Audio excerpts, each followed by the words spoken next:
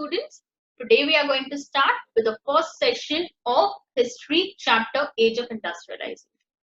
So students, हम Age of Industrialization chapter में कुछ topics cover करेंगे. That is, we'll start with introduction. Then before the Industrial Revolution, production कैसे होता था हम वो देखेंगे. Then we are going to shift to hand labor. Industrialization in the colonies. Hand labor मतलब students यहाँ पर जो बोल सकते हो लेबरर्स है, that is the labour was provided by humans. लेकिन जब इंडस्ट्रीज सेटअप हो गए स्टूडेंट्स, तो ह्यूमंस का जो हम बोल सकते हैं एम्प्लॉयमेंट अपॉर्चुनिटीज ह्यूमंस के लिए होती है वो बहुत कम हो गई, बिकॉज मशीन्स, बड़ी बड़ी मशीन्स सेटअप होने लगी. फिर industrialisation in the colonies. Colonies में कैसे इंडस्ट्रियलाइजेशन हुआ. Factories in India, peculiarities of industrial growth and market for goods. ये सबको हम एक एक करके स्टडी करेंगे students. So let's start with the introduction. In 1900, a popular music publisher, E.T. Paul, produced a music book that had a picture on the cover page announcing the dawn of the century. So students, यहाँ पर हम एक book का नाम बताया है, Dawn of the Century, and ये book को publish किसने किया है students?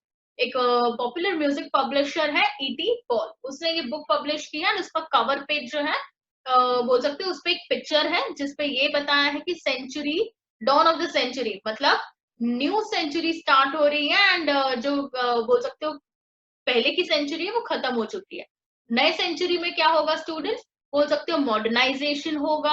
हम देखेंगे बहुत सारे इन्वेंशंस होंगे, टेक्नोलॉजी डेवलप हो जाएगी. तो न्यू सेंचुरी में हमारे यहाँ पर बोल सकते हो मॉडर्नाइजेशन होगा. ऐसा वो कवर पेज जो है ये बुक का वो पब्लिश किया. तो द मॉडर्न वर्ल्ड, अब यहाँ पर इंडस्ट्रियलाइजेशन बोला गया स्टूडेंट्स, तो उसका मतलब क्या होता है मॉडर्नाइजेशन. अब कैसे पता चलेगा कि इंडस्ट्रियलाइजेशन मॉडर्नाइजेशन से एसोसिएटेड है.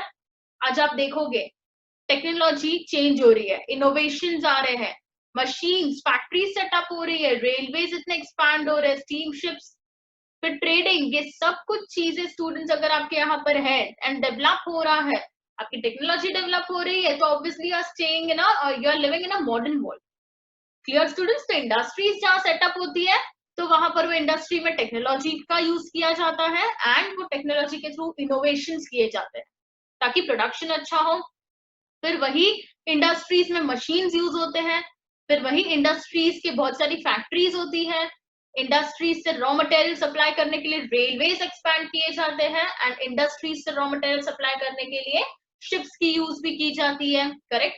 तो स्टीम शिप्स भी होती है. तो हम बोल सकते हो इंडस्ट्रियलाइजेशन से ही मॉडर्न वर्ल्ड का बोल सकते हो ओरिजिन है. The history of industrialisation does become a simple story of development, and the modern age appear as a wonderful time of technological progress.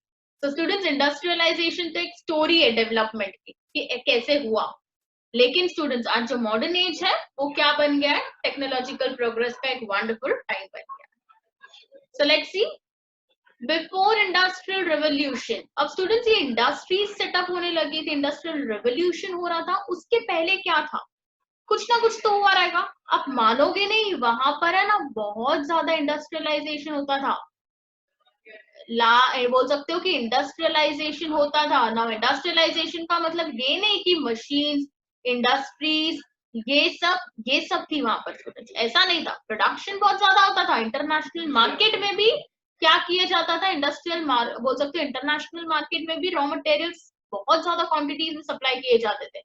लेकिन स्टूडेंट्स ये इंडस्ट्रीज की हेल्प से नहीं होता था. हम बोल सकते हैं ये फैक्ट्रीज की हेल्प से भी नहीं होता था. ये हैंडलूम्स एंड एक्सेट्रा, ये सब बोल सकते हो कि फैक्ट्रीज के विदाउट इतना प्रोडक्शन होता था. तो वो पीरियड को हम बोलेंगे प्रोटो इंडस्ट्रियलाइजेशन. कैसे होता था वो देखते हैं. Histories of industrialization very often begin with the setting up of first factory. सबसे पहला हम इंडस्ट्रियलाइजेशन की बात करें तो हमारे दिमाग में एक क्वेश्चन आता है, अरे इंडस्ट्रियलाइजेशन, पहली इंडस्ट्री कौन सी सेटअप हुई रहेगी, पहली फैक्ट्री कौन सी बनी रहेगी, कहाँ एस्टैब्लिश हुई रहेगी, कितने सारे क्वेश्चंस आते हैं. So even before factories began to dot the landscape in England and Europe, there was large scale industrial production for an international market. तो स्टूडेंट्स आप देखोगे कि फैक्ट्रीज आने लगी, बोल सकते हो इंग्लैंड एंड यूरोप में फैक्ट्रीज सेटअप होने से पहले भी स्टूडेंट्स इंटरनेशनल मार्केट में इंडस्ट्रियल प्रोडक्शन बहुत ज्यादा होता था. क्लियर, मतलब बहुत ज्यादा प्रोडक्शन इंटरनेशनल मार्केट में किया जाता था। अब तक तो इंग्लैंड एंड यूरोप में फैक्ट्रीज आई भी नहीं थी, एंड उसी के पहले इंटरनेशनल मार्केट में इतना सारा प्रोडक्शन कैसे हो सकता है? This was not based on factories. ये जो इंटरनेशनल मार्केट के लिए प्रोडक्शन चल रहा था स्टूडेंट्स, वो कोई फैक्ट्रीज में नहीं होता था। इसलिए हम क्या बोलते हैं, बोल सकते हो कि many historians now refer to this phase of industrialisation as proto industrialisation, मतलब इंडस्ट्री के पहले का जमाना। क्लियर, जहां पर इंडस्ट्री सेटअप नहीं हुई थी, फिर भी प्रोडक्शन जो है वो बहुत ज्यादा था, लार्ज स्केल प्रोडक्शन था, वो इंटरनेशनल मार्केट को केटर करता था। In the 17th and 18th century, merchants from towns in Europe began moving to countryside, supplying money to peasants and artisans, persuading them to produce for international market. अब students यहाँ पर एक story है, क्या होता था 17th-18th सेंचुरी में merchants जो थे टाउन्स के, यूरोप की बात कर रहे हैं स्टूडेंट्स, यूरोप के जो मर्चेंट्स हैं वो क्या करते थे, विलेजेस साइड जाते थे, मतलब कंट्री साइड जाते थे उन लोग, एंड वो पेजेंट्स को क्या करते थे, पैसे देते थे, एंड उन्हें मनाते थे कि आप क्या करो, आप मेरे लिए अब मैं आपको रॉ कॉटन देता हूँ, मैं आपको रॉ मटेरियल देता हूँ, आप उसको वीव करो एंड मुझे दे दो। क्लियर, एंड फिर वो मर्चेंट क्या करता था, उसको बेच देता था। सो स्टूडेंट्स यहाँ पर क्या किया जाता था, इंडस्ट्री में नहीं, हम क्या, दैट इज यूरोप के जो मर्चेंट्स है वो क्या करते थे, कंट्री साइड जाते थे, वहां पर पेजेंट्स को पैसे देते थे, एंड उन्हें बोलते थे कि आपको प्रोड्यूस करना है, वीव करो एक्सेट्रा, कितने सारे प्रोसेस होता है, तो वो आप करो, प्रोड्यूस करो, एंड फिर मैं उसको इंटरनेशनल मार्केट में बेचूंगा। So with the expansion of world trade and the acquisition of colonies in different parts of the world, the demand for goods began growing. अब स्टूडेंट्स जैसे जैसे हम देखेंगे कॉलोनीज अक्वायर कर रहे थे, जैसे जैसे different parts of the world में ट्रेड बढ़ रहा था, तो जो डिमांड है गुड्स की वो भी बढ़ने लगी। But merchants could not expand production with in towns. अब स्टूडेंट्स मर्चेंट्स जो है बेचारे, वो टाउन्स में कुछ नहीं कर पा रहे थे, इसलिए उन लोग कंट्री साइड जा रहे थे। ऐसा क्या था टाउन्स में, क्यों उन लोग डिमांड को फुलफिल नहीं कर पा रहे, मतलब टाउन्स में उनके पास जगह नहीं है, या फिर क्या प्रॉब्लम हो सकती है कि टाउन्स में प्रोडक्शन नहीं हो रहा था, एंड उसकी वजह से उनको कंट्री साइड जाना पड़ा, मतलब विलेजेस दूर दूर जगह पे जाना पड़ा, वहां पर पेजेंट्स को ऑर्डर देने पड़े। क्यों ऐसा, देखते हैं स्टूडेंट्स। तो जो टाउन्स में गिल्ड रेस्ट्रिक्शंस थे, मतलब बोल सकते हो कि जो मर्चेंट्स जो पहले से वहां पर ट्रेड करने बैठे हैं, क्लियर, तो पहले से जो ट्रेडर्स है उन्होंने क्या किया स्टूडेंट्स, उन्होंने रेस्ट्रिक्ट कर दिया कि कोई भी नया मर्चेंट ट्रेड नहीं करेगा ये टाउन में। एंड स्टूडेंट्स जो, अगर वो उन्होंने परमिशन दिया तो ही क्या कर सकते थे स्टूडेंट्स, आप ट्रेड करोगे। रूलर्स ने क्या किया था, यूरोप के टाउन्स के जो वो रूलर्स थे उन्होंने अलग अलग लोगों को मोनोपोली दे दी थी, अलग अलग मर्चेंट्स को मोनोपोली दी थी, कि जैसे कि ये मर्चेंट, अगर ए मर्चेंट है तो वो कॉटन में डील करेगा, बी मर्चेंट शुगर में डील करेगा, सी मर्चेंट टी में डील करेगा। क्लियर, तो अगर मैं एक्सवाइजेड पर्सन जा रही हूँ एंड मुझे कॉटन में डील करना है, लेकिन वो मोनोपोली किसको दी है, ए को दी है, तो मेरे लिए यहाँ पर कोई बोल सकते हो कोई होप्स ही नहीं है। तो मैंने क्या किया स्टूडेंट्स, ये मोनोपोली एग्जर्ट कर दिया, रेस्ट्रिक्शंस की वजह से मुझे कहाँ जाना पड़ा स्टूडेंट्स, मुझे कंट्री साइड जाना पड़ा, मुझे पेजेंट्स को ऑर्डर देना पड़ा। Clear students, this was because your urban crafts and guild trade guilds were powerful. तो अर्बन क्राफ्ट्स वगैरह जो बड़े बड़े मर्चेंट्स है, एंड गिल्ड्स जो है बड़े बड़े बोल सकते हो ट्रेडर्स वगैरह, वो बहुत पावरफुल थे। ये कौन थे, these were associations of producers that trained craftspeople, maintained control over production, regulated competition and prices, and restricted the entry of new people into the trade.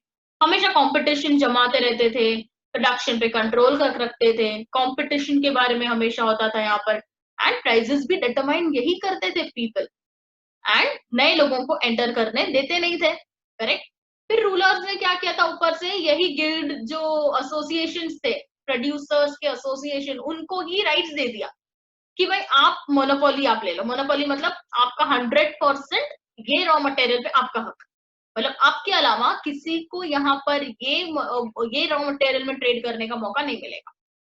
तो जो नए मर्चेंट्स थे स्टूडेंट्स, उनके पास कोई मौका है, कोई होप्स ही नहीं थे यहाँ पर टाउन्स में बोल सकते हो डील करे कोई रॉ मटेरियल में, so they turn to countryside. In the countryside पे क्या चल रहा था स्टूडेंट्स, ये टाइम पे देखते हैं। जो हमने देखा पता है, बोल सकते हो कि ओपन फील्ड्स हुआ करती थी पहले, ओपन फील्ड्स मतलब कोई भी पर्सन विलेज का जाएगा, वहां पर बोल सकते विलेज में जाएगा तो ओपन फील्ड्स होती थी, वो अपने कैटल ग्रेज कर सकता है, वो फ्रूट्स कलेक्ट कर सकता है, कुछ भी कर सकता है, कॉमन लैंड थी, clear, open fields common land बोलते हैं उसको।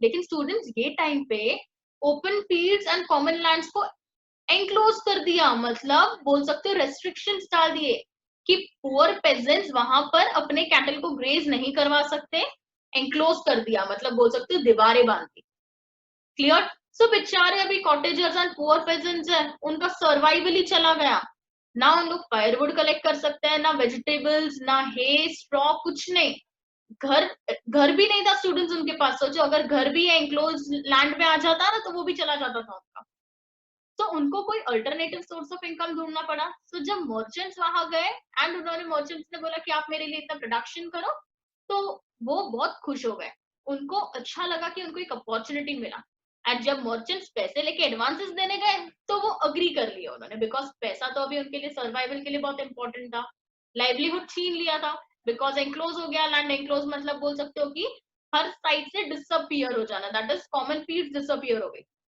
कुछ ऐसे कॉमन फील्ड नहीं थी, अभी सबने क्या कर लिया, लैंड जो रिच रिच थे उन लोगों ने लैंड अपने अंडर ले ली, उन लोग लेते गए लैंड, क्लियर। सो अभी इनकी income alternative source of income ढूंढना था, एंड वही टाइम पर लकीली मर्चेंट गए, उन्होंने एडवांसेस दे दिए कि आप हमारे लिए क्या करो, प्रोडक्शन करो।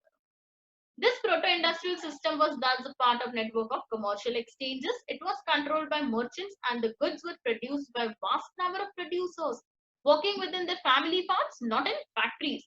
So students, ये सबसे important industrial system था, proto-industrial system, जहां पर बहुत ज्यादा प्रोडक्शन होता था, लेकिन उसको कंट्रोल कौन करता था, मर्चेंट्स कंट्रोल करते थे, कोई इंडस्ट्रियलिस्ट नहीं, स्टूडेंट्स मर्चेंट्स कंट्रोल करते थे, एंड गुड्स को प्रोड्यूस कौन करता था, इंडस्ट्री के मशीन्स नहीं, लेकिन बोल सकते हो बहुत सारे प्रोड्यूसर्स जो फैमिली से बिलोंग करते थे, क्लियर स्टूडेंट्स, जो बोल सकते हो कि इंडस्ट्रीज में कैसे इंडस्ट्रियलिस्ट ओनर होता है प्रोडक्शन का, लेकिन यहाँ पर आप देखोगे प्रोटो इंडस्ट्रियलाइजेशन में तो मर्चेंट वो ओनर है, एंड काम करने वाले लेबर्स है, फैमिली मेंबर्स है, एंड इंडस्ट्रीज में काम करने वाले कौन होते थे, मशीन्स होते थे, clear.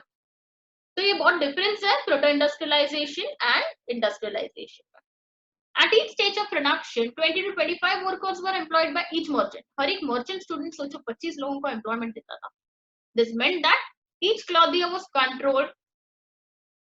controlling hundreds of workers. So students क्या होता था, हर एक समझो रॉ मटेरियल के लिए hundreds of workers उस पे काम करते थे. So this was about proto-industrialization. Now let us see जब फैक्ट्रीज का फेज आया स्टूडेंट्स, जब फैक्ट्रीज धीरे धीरे अपना बोल सकते हो दे स्टार्टेड डॉटिंग द लैंडस्केप, जैसे जैसे वो इमर्ज होने लगी तो प्रोटो इंडस्ट्रियलाइजेशन खत्म होने लगा, बराबर। अब देखते हैं the first symbol of new era was cotton. अब सबसे पहला स्टूडेंट्स क्या हुआ यहाँ पर, कॉटन के साथ डील की गई। इट्स प्रोडक्शन बूम्ड इन लेट 19th सेंचुरी। अब उसका प्रोडक्शन स्टूडेंट्स बहुत ज्यादा हो गया लेट 19th सेंचुरी में। In 1760, Britain was importing 2.5 million pounds of raw cotton to feed its cotton industry. By 1787, this import soared to 22 million pounds. तो student सबसे पहले हम देखेंगे जो फैक्ट्रीज में रॉ मटेरियल प्रोसेस होता था वो कॉटन था। अब कॉटन इंडस्ट्रीज इतनी ज्यादा बूम होने लगी कि उसका प्रोडक्शन बहुत ज्यादा इंक्रीज हो गया। 1760 की बात करें तो ब्रिटेन क्या करता था students, 2.5 million pounds of raw cotton import करता था। आपको पता रहेगा, ये जनरल इंफॉर्मेशन है कि ब्रिटेन जो है वहां पर बहुत ज्यादा इंडस्ट्रियलाइजेशन पहले ही हो चुका है स्टूडेंट्स। सबसे पहले वहां पर हुआ था, इंडस्ट्री सेटअप हुई थी, एंड इंडिया उसकी एक कॉलोनी थी, बराबर, हम उनके अंडर थे। तो क्या करता था स्टूडेंट्स, इंडिया में जो है वो रॉ कॉटन ग्रो होता था यहाँ पर, एंड सबसे बेस्ट क्वालिटी का रॉ कॉटन होता था हमारे यहाँ पर पूरे वर्ल्ड में, बोल सकते हो सबसे फाइनेस्ट क्वालिटी। तो ब्रिटेन इंडिया को कॉलोनी बना के रखी थी ब्रिटेन ने, तो वो क्या करता था, अपने कॉलोनी को यूज करता था, इंडिया से रॉ मटेरियल या रॉ कॉटन खरीदता था। मतलब Britain was importing from India, import करना मतलब अपने कंट्री में लेना। तो ब्रिटेन क्या कर रहा है, ब्रिटेन खुद के कंट्री में इंपोर्ट कर रहा है, कहां से, इंडिया से। कितना million pounds of raw cotton, 2.5 million pound. सोचो स्टूडेंट्स, एंड 1787 मतलब बोल सकते हो आफ्टर 27 years ये इंपोर्ट कितना बढ़ गया 22 मिलियन, मतलब पहले 2.5 था फिर 22। सो हमारे कॉलोनी से क्या किया जाता था, रॉ मटेरियल को ले लिया जाता था इंडिया से, एंड ब्रिटिशर्स क्या करते थे अपने कंट्री में ब्रिटेन में वहां पर इंडस्ट्रियलिस्ट को दे देते थे कि ये लो रॉ कॉटन आप प्रोड्यूस करो, आप क्लॉथ बनाओ एंड फिर वही क्लॉथ इंडिया में आके बेचते थे। तो दिस वाज ऑल अबाउट, ये उनका मायावी जाल थी। Now, a series of inventions in the late 18th century increased the efficacy of each step of production process. तो स्टूडेंट्स हम देखेंगे बहुत सारे इन्वेंशंस आए, जैसे मैंने आपको बताया था फैक्ट्री सेटअप होती है, तो एक बार सेटअप होने से कुछ नहीं होता, उसमें बहुत सारे इन्वेंशंस होते हैं, टेक्नोलॉजी होती है, बहुत कुछ होता है। तो हम देखेंगे बहुत सारे इन्वेंशंस थे, हर एक प्रोडक्शन प्रोसेस को और ज्यादा एफिशिएंट बनाया गया स्टूडेंट्स, चाहे वो कार्डिंग हो, ट्विस्टिंग हो, स्पिनिंग हो या रोलिंग हो, ये सब प्रोडक्शन के प्रोसेस है, क्लॉथ प्रोडक्शन के। So till this time, as you have seen, cloth production was spread all over the countryside and carried out within village household. तो students अब तक हमने देख लिया कि cloth production student क्या है, कंट्री साइड पे होता था, मर्चेंट्स बेचारे वहां ऑर्डर देते थे बिकॉज गिल्ड रेस्ट्रिक्शंस बहुत थे टाउन में एंड मोनोपोली भी थी बराबर, इसलिए उनको बेचारों को टाउन्स में तो कुछ नहीं मिलता था, इसलिए वो मर्चेंट्स क्या करते थे कंट्री साइड जाके ऑर्डर देके पेजेंट्स को इनकम देते थे। But now the costly new machines could be purchased, set up and maintained in the mill. लेकिन स्टूडेंट्स जैसे फैक्ट्रीज आने लगी, सेटअप होने लगी, तो प्रोटो इंडस्ट्रियलाइजेशन का पीरियड धीरे धीरे जाने लगा। पहले पेजेंट्स को अपॉर्चुनिटी मिली थी कि उन लोग क्या करें, प्रोडक्शन करें, लेकिन अब जब मशीन्स खरीदी जा सकती है बड़ी बड़ी एंड उसको सेटअप की जाती है, मिल में उसको सेटअप की जाती है, तो क्या हो सकता है स्टूडेंट्स, सब प्रोसेस जो है वो एक रूप के अंडर आ सकता है। तो आप अच्छे से ध्यान रख सकते हो कि कौन क्या काम कर रहा है, क्या गलत हो रहा है, क्या सही हो रहा है, तो ये बहुत अच्छा स्टूडेंट्स मिल गया इनको मौका। But now the costly new machines could be purchased, set up and maintained in mill. Within the mill, all the processes were brought together. Carding, twisting, spinning, rolling. सब प्रोसेस को क्या कर सकते हो आप, एक साथ कर सकते हो। एंड यही टाइम पे हम बोलेंगे कि within the mill, all the processes were brought together under one roof and management. This allowed a more careful supervision over production process. Clear? So students, वो जो इंडस्ट्रियलिस्ट है वो क्या करेगा, वो बेचारा अगर समझो कोई इंडस्ट्रियलिस्ट कंट्री साइड ऑर्डर दे रहा है, तो क्या वो कार्डिंग संभालेगा, ट्विस्टिंग संभालेगा, स्पिनिंग या रोलिंग, कहाँ कहाँ पर ध्यान देने जाएगा अलग अलग लोगों के पास, क्या वो एक साथ सुपरवाइज कर सकता है, नहीं।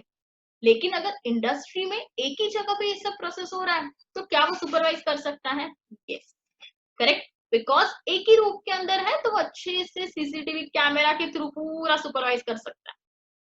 समझा आपको? तो सुपरविजन बहुत अच्छा हो जाता है अगर फैक्ट्री सेटअप हुई, मिल सेटअप हुए तो। Of all which had been difficult to do when production in the countryside. जब प्रोडक्शन कंट्री साइड पे था तभी इतना सुपरविजन नहीं होता था, बहुत लोचे होते थे, लेकिन जब एक ही मिल में सारे प्रोसेसेस एक साथ होते थे मशीन्स के थ्रू, तो क्वालिटी पे भी वॉच रखा जाता था, लेबर पे भी, कोई लेबर काम नहीं कर रहा तो उसको निकाल दिया जाता था। Clear students? सो फैक्ट्री से बोल सकते हैं एक काइंड ऑफ ये इफेक्ट हुआ कि कंट्री साइड पे प्रोडक्शन कम होने लगा एंड जो बोल सकते हो जो लेबर है उनको मशीन्स ने रिप्लेस किया, मतलब मशीन्स आ गए एंड लेबर की डिमांड कम हो गई। Now, how rapid was the process of industrialization? Does industrialization mean only the growth of factory industries? Let us see कि क्या प्रोसेस क्या है, कितना फास्ट चला ये इंडस्ट्रियलाइजेशन, क्या इसका मतलब ये है कि सिर्फ फैक्ट्रीज जो है वो ही उसका ही ग्रोथ हो रहा है? Let's first, the most dynamic industry in Britain were clearly cotton and metals. तो हम देखेंगे स्टूडेंट, सबसे पहले ब्रिटेन में जो इंडस्ट्रीज डेवलप हुई थी, सबसे ज्यादा बूम बोल सकते हो, प्रोडक्शन इंक्रीज हुआ था जिसका, वो है cotton and metal. Growing at a rapid pace, cotton was the leading sector in the first phase of industrialization up to 1840s. 1840s तक तो स्टूडेंट नो डाउट कॉटन ही लीड कर रहा था, लीडिंग सेक्टर था first phase of industrialisation. But उसके बाद students iron and steel जो है वो सेकेंड आया, कॉटन के बाद अगर कोई लीडिंग सेक्टर था तो वो iron and steel. Second reason देखते हैं, तो फर्स्ट रीजन से हम ये बता सकते हैं कि यस, इंडस्ट्रियलाइजेशन का मतलब क्या हुआ, factories and industry he flourish कर रही है। Second, the new industry could not easily displace traditional industry. अब हम देखेंगे स्टूडेंट्स, सेकेंड जो है, नई इंडस्ट्रीज ट्रेडिशनल इंडस्ट्रीज को रिप्लेस नहीं कर पाई। आप देखोगे even at the end of 19th century less than 20% of the total workforce was employed in industrial sector. So students, लोग easily बोल सकते हो इंडस्ट्रियल सेक्टर में काम करने रेडी नहीं थे। क्लियर, वो ट्रेडिशनल इंडस्ट्री में काम करना चाहते थे। मतलब क्या स्टूडेंट्स, हैंडलूम है, वीविंग है, फिर ये सब जो खुद करता है ना फ्लाई शटल में एक्सेट्रा, तो वहां पर आपने सुई धागा मूवी देखी होगी, करेक्ट, तो वहां पर भी आपने देखा होगा वो वीव करते हैं एक्सेट्रा। तो वैसी इंडस्ट्रीज में लोग ज्यादा बोल सकते हो इंटरेस्टेड थे। सो न्यू इंडस्ट्रीज आ रही थी, उन्होंने टोटली ट्रेडिशनल इंडस्ट्री को डिस्प्लेस नहीं किया। बहुत सारे लोग स्टूडेंट्स वो क्या करना चाहते थे, ट्रेडिशनल इंडस्ट्री में काम करना चाहते थे, इसलिए लेस देन 20%, मतलब 20% से भी कम लोग क्या थे स्टूडेंट्स, कहाँ एम्प्लॉयड थे, इंडस्ट्रियल सेक्टर, नई इंडस्ट्री में। बाकी 80% जितने तो ट्रेडिशनल में ही एम्प्लॉयड। तो सेकेंड से हम ये बता सकते हैं कि नहीं, ऐसा नहीं है, इंडस्ट्रियलाइजेशन, इंडस्ट्री सेटअप हो रही है तो फैक्ट्रीज जो है वो मतलब बोल सकते हो कि पीपल अभी भी उसे एक्सेप्ट नहीं कर रहे थे। Third, the pace of change in the industrial industry was not set by steam powered cotton or metal industry, but they did not remain entirely stagnant either. Seemingly ordinary and small innovations were basis of growth in many non-mechanized sectors such as food processing. So students, हम देखेंगे कि जो traditional industry है students, वो steam metal industry या steam powered cotton industry. Example अगर मैं दूं, cotton industry and metal industry student बहुत ज्यादा स्पीड में चेंज हो रही थी, करेक्ट, पेस का मतलब स्पीड होता है, तो चेंज का स्पीड जो था ना कि कौन से स्पीड पे ये चेंज हो रही है इंडस्ट्री, क्लियर, तो मेटल एंड कॉटन इंडस्ट्री बहुत ज्यादा स्पीड से चेंजेस ला रही थी अपने इंडस्ट्री, बराबर। लेकिन स्टूडेंट्स ट्रेडिशनल इंडस्ट्रीज जो है वो इतनी स्पीडी नहीं थी डेवलपमेंट में, क्लियर। तो ट्रेडिशनल, यहाँ पर दो को कंपेयर किया है, traditional industries and cotton and metal industry, clear. तो कॉटन मेटल इंडस्ट्री तो हमने पहले भी देखा कि वो वहां का प्रोडक्शन तो बहुत ज्यादा बूम कर चुका है, लेकिन ट्रेडिशनल इंडस्ट्रीज में इतना ज्यादा चेंजेस नहीं था, मतलब बहुत ज्यादा बूम नहीं किया, यहाँ पर बोल सकते हो बहुत स्लो स्पीड पे डेवलपमेंट हो रहा है।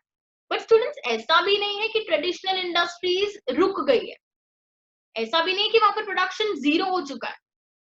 जैसे cotton and metal industry develop हो रही है वो 100% हुई है, लेकिन ट्रेडिशनल इंडस्ट्री 50% हुई है, वो जीरो नहीं है, क्लियर। स्टैग्नेंट का मतलब stop, but they did not remain entirely stagnant either, मतलब ना वो रुकी है ट्रेडिशनल इंडस्ट्रीज, थोड़ा तो थोड़ा डेवलपमेंट हुआ है यहाँ पर। Seemingly ordinary and small innovations, अब हम देखेंगे ट्रेडिशनल इंडस्ट्रीज में छोटे छोटे इनोवेशंस होते हैं स्टूडेंट्स, जैसे कि फूड प्रोसेसिंग में, बिल्डिंग में, pottery, tanning, furniture making, production of implements, ये सब जगह पे थोड़े थोड़े स्मॉल इनोवेशंस होते हैं ना। चौथा देखते हैं students, technological changes occurred slowly. अब हम देखेंगे स्टूडेंट्स कि नहीं, इंडस्ट्रियलाइजेशन अभी भी एक्सेप्टेड नहीं था। क्या रीजंस है, टेक्नोलॉजिकल चेंजेस बहुत धीरे धीरे आ रहे थे, अब टोटल नहीं था। आप देखोगे जो न्यू टेक्नोलॉजी है ना बहुत एक्सपेंसिव थी, मर्चेंट्स इंडस्ट्रियलिस्ट बहुत डरते थे खरीदने के लिए, बिकॉज अगर टूट गई ना तो उसका रिपेयर करना तो भाई बहुत ज्यादा कॉस्टली हो जाता था, जो वो अफोर्डेबल नहीं था। तो उन्होंने बोला कि इतने बड़े बड़े मशीन लाए, उससे अच्छा हम लेबर्स को ना रखें, अगर ये मशीन टूट गया तो इसका रिपेयर कितना कॉस्टली है, क्लियर स्टूडेंट्स। तो टेक्नोलॉजी चेंजेस हुए, टेक्नोलॉजिकल डेवलपमेंट बहुत ज्यादा थे कि अच्छी मशीन आ रही है, लेकिन ये डेवलपमेंट नहीं हो रहा था, करेक्ट, क्योंकि हम बोल सकते हैं कि टेक्नोलॉजी एक्सपेंसिव थी एंड इंडस्ट्रियलिस्ट जो थे वो इतनी जल्दी ये टेक्नोलॉजी या फिर ये मशीन्स को खरीद नहीं सकते थे, बिकॉज दे फियर्ड कि अगर ये मशीन टूट गई तो इसका रिपेयर क्या हो जाएगा, कॉस्टली, एंड ये मशीन टूटती ही है, तो ये ज्यादा इफेक्टिव नहीं है as as their inventors and manufacturers claim, कि भाई ये बनाते हैं ना जो मशीन, वो बनाने वाले तो 100% क्लेम करते हैं कि आपका फायदा हो जाएगा, लेकिन इतना फायदा नहीं होता था। Clear students? तो ये 4 से हमें पता चलता है कि प्रोसेस जो है इंडस्ट्रियलाइजेशन का वो स्लो था। पहला क्या देखा हमने? हमने कॉटन एंड मेटल के बारे में देखा। कॉटन लार्जेस्ट लीडिंग सेक्टर था एंड उसके बाद आयरन एंड स्टील।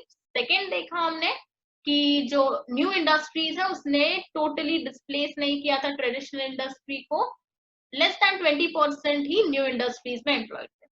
फिर हम देखेंगे कॉटन एंड मेटल इंडस्ट्रीज 100% क्या हो रही थी यहाँ पर, बोल सकते डेवलप हो रही थी, लेकिन हम ये नहीं बोल सकते कि ट्रेडिशनल इंडस्ट्री डेवलप नहीं हो रही थी। Traditional industry was also developing. Clear? They did not remain stagnant. वहां पर छोटे छोटे इनोवेशंस होते थे जैसे कि फर्नीचर मेकिंग। फोर्थ देखेंगे टेक्नोलॉजी के चेंजेस जो वो धीरे धीरे आ रहे थे। टेक्नोलॉजी बहुत एक्सपेंसिव थी एंड इंडस्ट्रियलिस्ट उसे यूज नहीं कर रहे थे because it was very expensive. उन्हें पता था कि वो हमेशा टूट जाती है मशीन एंड रिपेयर करना बहुत कॉस्टली है। तो वो बोलते हैं कि जितना मैन्युफैक्चरर्स एंड इन्वेंटर्स क्लेम करते हैं ना मशीन्स के बारे में, उतनी इफेक्टिव नहीं है।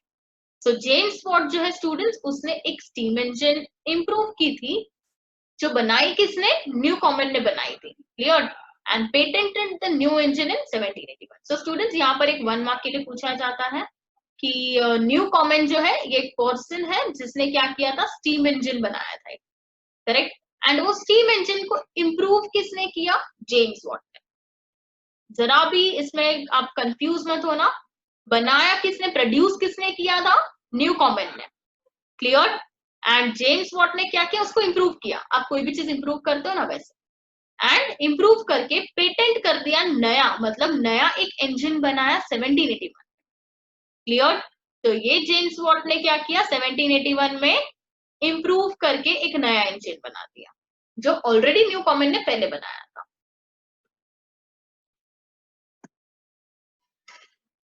तो स्टूडेंट्स अब हम ये जो hand labour and steam power है इसको हम नेक्स्ट लेक्चर में स्टडी करेंगे। So this was all about today's session. Thank you so much.